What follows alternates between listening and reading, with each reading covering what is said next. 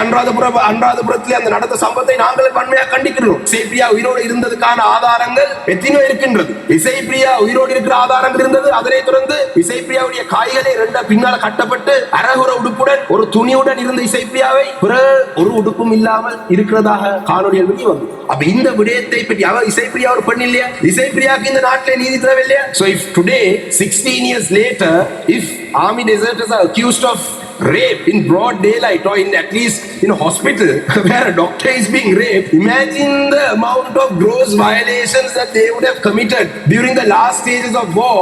So our community, we are only asking you to investigate them. இனவாதம் இல்லை என்று சொல்லும் இந்த அரசாங்கம் தான் மிக மோசமான இனவாதிகள்.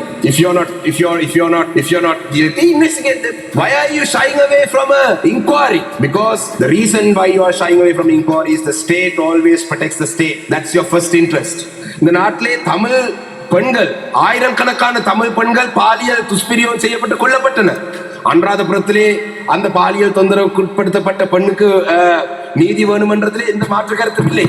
ஆனால் ஏன் இந்த அரசாங்கமும் சரி, இந்த நாட்டிலே மக்களும் சரி, எத்தனையோ ஆயிரக்கணக்கான தமிழ் பெண்கள் பாதுகாப்பு படையினரால் பாலியல் தொந்தரவுக்கு இல்லாட்டி பாலியல் வன்முறைக்கு ஈடுபடுத்தப்பட்ட எத்தனையோ பேர் இருக்கிறார்கள். இவர்களுக்கு எதிராக எந்த நடவடிக்கையும் எடுக்கிறதுக்கு ஏன் இந்த நாட்டில் இருக்கும் மக்கள் இல்லாட்டி இந்த அரசாங்கம் கொந்தளிக்கவில்லை? இனவாதம் இல்லை என்று சொல்லும் இந்த அரசாங்கம் தான் மிக மோசமான இனவாதிகள். கடந்த காலத்தில் இருந்த அரசாங்கங்கள் தங்களை இனவாதிகளாகவே அடையாளப்படுத்தி கொண்டு தங்களுடைய செயல்பாடுகளை முன்னெடுத்தார்கள். ஆனா இந்த அரசாங்கம் இனவாதம் இல்லை என்று சொல்றார்கள். ஆனா முழுக்க இனவாதத்தில் ஈடுபடுறார்கள். எப்படி என்று சொன்னால், இந்த நாட்டிலே தமிழ் மக்களுக்கு கிடைக்க வேண்டிய நிரந்தரமான அரசியல் தீர்வை தருவதற்கு மறுக்கிறார்கள். இந்த நாட்டிலே பொறுப்பு கூறல் விடயத்திலே கௌரவ அமைச்சருடைய உரையிலே ஒரு வார்த்தை கூட தமிழ் மக்களுடைய சார்பிலே சொல்லப்படவில்லை. அவருடைய நிலப்பாடை அவர் சொல்லியிருக்கிறார்.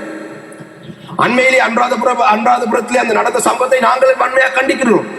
ஆனால் ஆயிரக்கணக்கான தமிழ் பெண்கள் கொல்லப்பட்டனர், கற்பழித்து பாலியல் வன்முறைக்கு ஈடுபடுத்தப்பட்டு கொல்லப்பட்டனர். அதிலே ஒரே ஒரு உதாரணமாக சொன்னால் இசைப்பிரியா கொல்லப்பட்டது. இசைப்பிரியா உயிரோடு இருந்ததுக்கான ஆதாரங்கள் எத்தனையோ இருக்கின்றது. இசைப்பிரியா உயிரோடு இருக்கிற ஆதாரங்கள் இருந்தது. அதனை தொடர்ந்து இசைப்பிரியாவுடைய காய்களை ரெண்டா பின்னால கட்டப்பட்டு அரகுர உடுப்புடன் ஒரு துணியுடன் இருந்த இசைப்பிரியாவை ஒரு உடுப்பும் இல்லாமல் இருக்கிறதாக காணொலியில் வெளியே வந்து. அப்ப இந்த விடயத்தை பற்றி இசைப்பிரியா ஒரு பெண் இல்லையா? இசைப்பிரியாவுக்கு இந்த நாட்டிலே நீதி தேவையில்லையா? இதுல let me read this article about Isaipriya. Isaipriya is sitting in a swamp. She is only partly clothed. She looks dazed and confused.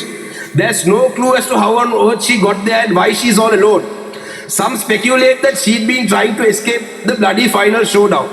She's helped to her feet and looks completely uninjured. This is an important observation because she was not to remain for so long.